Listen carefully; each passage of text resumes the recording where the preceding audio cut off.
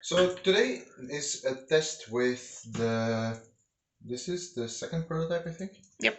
Um, with the new sensor unit and no lid. We have already done some tests without lid, and it does have an effect, but we want to see what happens with real meat. And one of the limiting factors that is a bit funny at the moment is that we only cook once per day. So our testing is kind of limited by that. Why do you need to turn that lower? Because temperature starts shooting up and we can predict where the temperature is going to end up. You can see that it's starting to burn. Yep. That's because the temperature is getting too high. Yeah, the problem with these guys, as you can see, is that they don't actually touch the floor.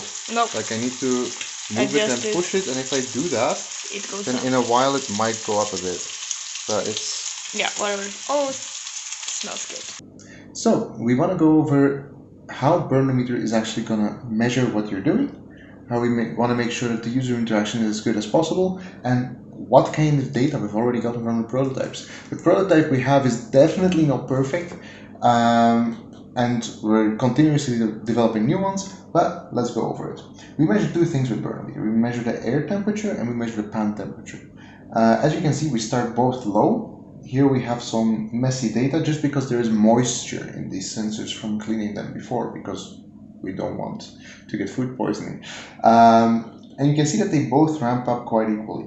We have a testing protocol where at 135 Celsius we insert whatever meat that we're cooking, and we also turn the stove down to 7, I think, is on our stove, which is an arbitrary number, but it at least keeps the testing consistent. We also always use the same pan for now.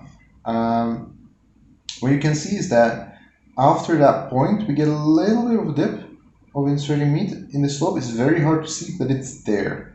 In the air temperature, you get a big dip. And as the temperature rises, we have a lot of points where we have these dips, especially in the air temperature. And those points are where I'm flipping the burger. I open the lid, the air drops like a brick, and I close the little lid again, and the air starts rising again in temperature. But the interesting thing is that you can see that this also happens with the pan itself. Every time that we open, it drops, it drops, it drops, it drops, it drops. So we have a very clear curve of where certain things are happening.